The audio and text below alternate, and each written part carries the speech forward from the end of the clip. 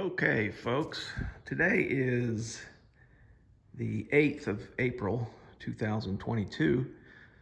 In my shop today, I have a 2012 Volkswagen Golf GTI that I'm doing a timing chain replacement on. Bought this car used recently for a family member.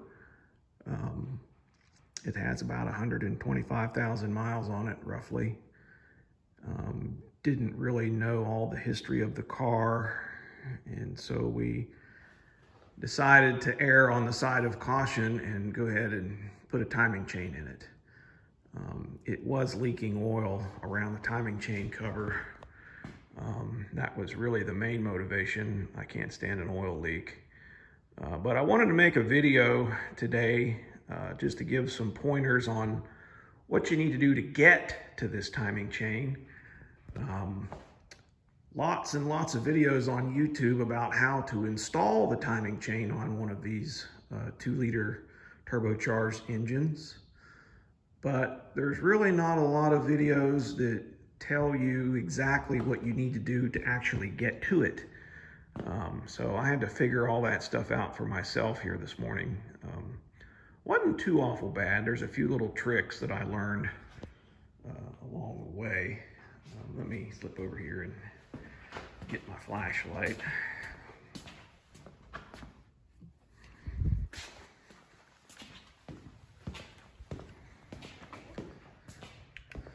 Okay. Looking down on the front of the engine here, you see I've got all the chains stripped off, everything's removed. What you'll run into first when you get ready to start taking this apart is, of course, you're going to have your expansion tank that's sitting right there. You got to take that off. There's a tube that connects right there for the windshield washer reservoir fill. You got to get that off out of the way. And then, of course, you're going to have to support the bottom of the engine with a floor jack so that you can disassemble the front motor mount here on the right-hand side of the engine. That's the mount itself right there. This one is in bad shape. I'm going to replace it. And then this is the motor mount bracket that bolts onto the front of the engine. And it has these 12 millimeter 12-point bolts that hold it on. And when you first look at this, when it's installed in the car, your first impression is there's no way I can get those bolts out, because if you just use a standard 12-point socket, there's not enough room to get it on there and then get a ratchet behind it. And so what you got to do is get the motor mount loose first, and then support the engine with a jack, and then remove the actual motor mount itself. It'll come out of the way really easily. And then once the engine is supported by the jack, you can drop the engine down a little bit on the right-hand side to give you better access to this bolt and then this rear bolt right here. And so what I did was took an M12 12-point socket like this, and I took a punch and I knocked the bit out of it. So all I was left with is the bit, and it's pretty short, and it's got a 12 millimeter hex on it. And so you can get this bit on the bolts right here, and then you can turn these bolts with a 12 millimeter wrench on a box head, and you can get them loose and get them threaded all the way out. And then this bolt here on the top, what you'll have to do to get to it is, once you get the bottom two loose and completely removed, then you can jack the engine up in the front to give you access to this one.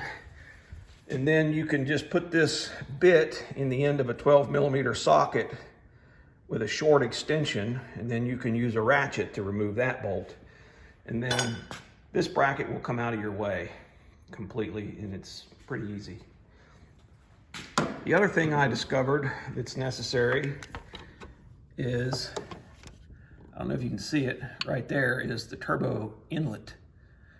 there is an elbow that bolts on the front of that inlet right there with 3 Torx head bolts that has to be removed. This elbow, you have to remove it out of the way in order to be able to get the lower timing chain cover off. If you don't remove that, you'll have major struggles removing the timing chain cover. This car appears to have had the chain replaced once before, and it does not look like they removed that inlet. And there was evidence of a struggle to get the cover back on, and in the process they smeared half of the sealant off of it, and that's why it was leaking oil. So you really need to remove that inlet off of the turbo. The other obstacle is going to be this spring-loaded tensioner for the serpentine belt. Notice I have the pulley removed from it. Removing the pulley gives you a good bit more room to work there. But there is one bolt on the lower timing cover that is behind that spring-loaded tensioner. And in order to get that bolt removed, you will have to wedge a screwdriver between this lower shoulder and this upper shoulder, and you'll have to twist this tensioner clockwise about 90 degrees up, out of the way, and then you can get the bolt that is behind it with a Torx head bit on a 1/4 inch drive ratchet. Otherwise, you would have to remove the air conditioning compressor and the alternator in order to get this whole bracket off to get it out of your way. I didn't think it was that difficult to do. Some people might struggle with this, but I didn't have a problem with it. But once that is done, you can get the lower chain cover off. One other interesting fact that I discovered that it was not made clear in most of the videos that I watched was the fact that you need to remove both halves of the oil pan if you intend to change the oil pump drive chain. That chain will not physically come out of the engine without removing the lower part of the timing chain cover, or the lower part of the oil pan, I'm sorry. You got to remove the metal pan, and then you got to remove this upper cast aluminum portion in order to change this chain. So keep that in mind.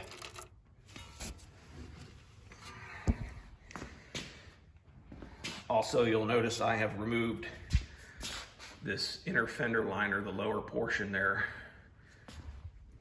in order to get to that. Now, I'm not going to go into the details of retiming the engine. There's plenty of videos on that. I just wanted to make a little video to give some pointers about actually what you need to do to get to this timing chain. Hopefully this will help some folks. That's all.